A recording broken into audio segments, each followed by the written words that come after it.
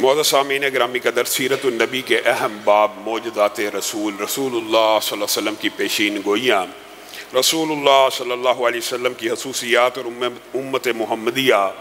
صلی اللہ علیہ وآلہ وسلم کی بعض خصوصیات کے حوالے سے چند گزارشات کو پیش کیا جا چکا ہے۔ آج اسی بات کو آگے بڑھائیں گے۔ نبی کریم صلی اللہ علیہ وسلم کی جہاں پہ بہت سی خصوصیات جو ان کی ذاتی ہیں وہ بیان کر چکے ہیں، ان کے بہت سے معجزات اور پیشین گوئیاں بھی بیان کر چکے ہیں، چند باتیں مزید آپ کے سامنے رکھنا چاہتا ہوں۔ ایک یہ کہ رسول اللہ صلی اللہ علیہ وسلم کو اللہ رب العزت نے جسمانی طور پہ بھی جو قوت و طاقت عطا کی تھی وہ عام انسانوں کے مقابلے میں 30 گنا زیادہ تھی، اور بعض احادیث میں یہ الفاظ موجود ہیں کہ رسول اللہ صلی اللہ علیہ وسلم میں 30 جوانوں سے زیادہ قوت و طاقت تھی۔ گویا روحانی طور کے اوپر بھی سب سے اعلیٰ، باطنی مقام بھی سب سے اعلیٰ، ظاہری طور پہ بھی سب سے خوبصورت، اور جسمانی قوت و طاقت کے اعتبار سے بھی اللہ رب العزت نے انہیں بہت سی خصوصیات سے ودیعت فرمایا تھا۔ اسی طرح رسول اللہ صلی اللہ علیہ وسلم کے اگر وفات کے باب میں آپ جائیں تو رسول اللہ صلی اللہ علیہ وسلم کی یہاں پہ بھی چند خصوصیات ہیں جس کا بالعموم معاشرے کے لوگوں کو پتہ نہیں ہوتا، اور اسی باب کے حوالے سے بعض گمراہ کرنے والے لوگوں کو گمراہ بھی کر دیتے۔ پہلی بات، رسول اللہ صلی اللہ علیہ وسلم وہ ان کی یہ ذات کا یہ خصوصیات جو بیان ہو رہی ہیں یہ کسی کی ذات کی اسپیشل خصوصیت ہوتی ہے۔ رسول اللہ صلی اللہ علیہ وسلم نے جب وفات پائی تو صحابہ گو کی کیفیت کا شکار ہوئے کہ آپ کی قمیص کو، آپ کے کپڑوں کو اتار کر غسل دیا جائے یا ایسے ہی غسل دیا جائے۔ تو صحابہ کا اس بارے میں آپس میں اختلاف ہو گیا، تو اللہ رب العزت کی طرف سے ایک اونگ صحابہ کے اوپر مسلط کر دی گئی، اور یہ مسند احمد میں یہ روایت موجود ہے۔ جب اونگ آئی تو ایک آواز آئی، انہیں کپڑوں سمیت غسل دیا جائے۔ یہ رسول اللہ صلی اللہ علیہ وسلم کی سیرت کے حوالے سے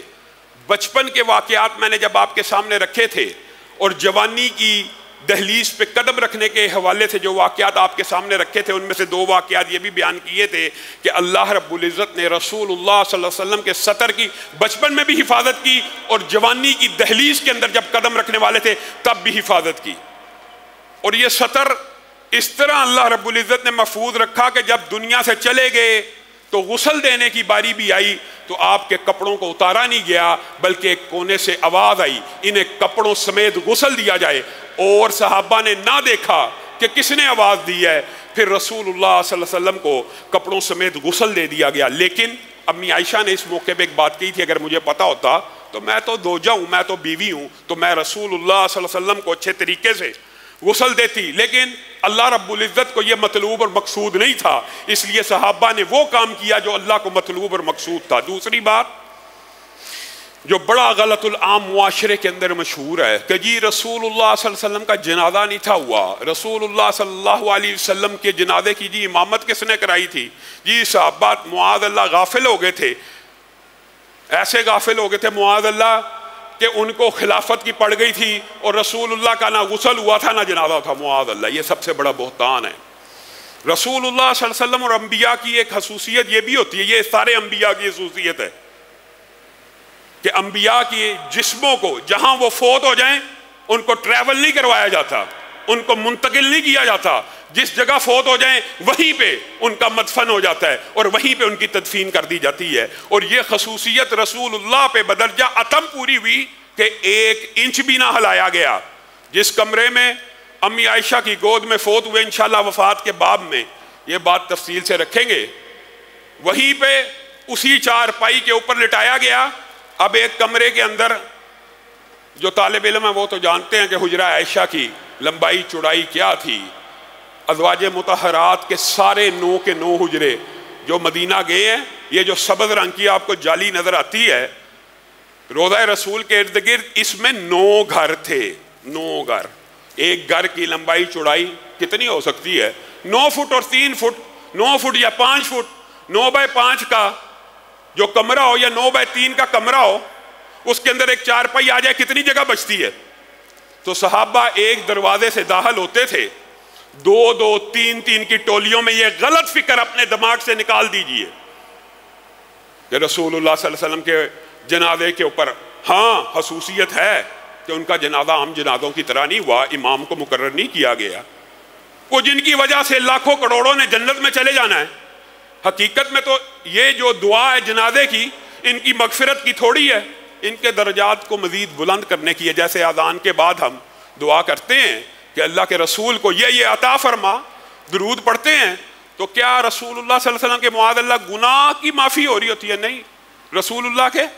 درجات بلند ہو رہے ہوتے ہیں۔ ہاں یہ بات درست ہے کہ آپ کو حاجت نہیں تھی، جس طرح نابالغ بچے کے بارے میں آتا ہے کہ اس کا جنازہ نہ بھی پڑھا جائے تو اس کو حاجت ہی نہیں مغفرت کی دعا کی، اس کو کیا حاجت ہے، اس کو تو اس کے جسم کے اوپر کوئی گناہ نہیں۔ رسول اللہ صلی اللہ علیہ وسلم کے بارے میں یہ بات درست ہے کہ حاجت نہیں تھی، لیکن یہ کہنا کہ کسی نے پڑھا ہی نہیں تھا یہ سب سے بڑا جھوٹ ہے، یہ رافضی فکر ہے۔ صحابہ دو دو تین تین کی ٹولیوں میں داخل ہوتے تھے، جنازہ پڑھتے تھے بغیر امام کے، اور جنازہ پڑھ کے نکل جاتے تھے۔ اور یہی وجہ ہے تاخیر کی۔ جی کیسی کیسی کہانیاں بنائی ہوئی، جی خلافت کا مسئلہ پڑ گیا تھا اس لیے رسول اللہ صلی اللہ علیہ وسلم بدھ کے دن تدفین ہوئی۔ کس وجہ سے؟ صحابہ ہزاروں ہیں، ہزاروں، دو دو تین تین بندے گزر رہے ہیں، پڑھ رہے ہیں جنازہ، کتنا ٹائم لگ جائے گا آپ خود اندازہ لگا لیجئے، آپ کیلکولیٹ کر لیجئے، پھر بھی جلدی تدفین ہے بدھ کے روز۔ تو یہ صحابہ دو دو تین تین کی ٹولیوں میں آتے تھے، اور رسول اللہ صلی اللہ علیہ وسلم کے اوپر نماز جو جنازے کا جو مسنون امام والا طریقہ ہے اس کے مطابق نہیں، لیکن جنازہ پڑھ کے دوسرے دروازے سے نکل جاتے تھے۔ پھر رسول اللہ صلی اللہ علیہ وسلم کی تدفین بھی اسی حجرے میں ہوئی، یہیں پہ ہی ہو گئی۔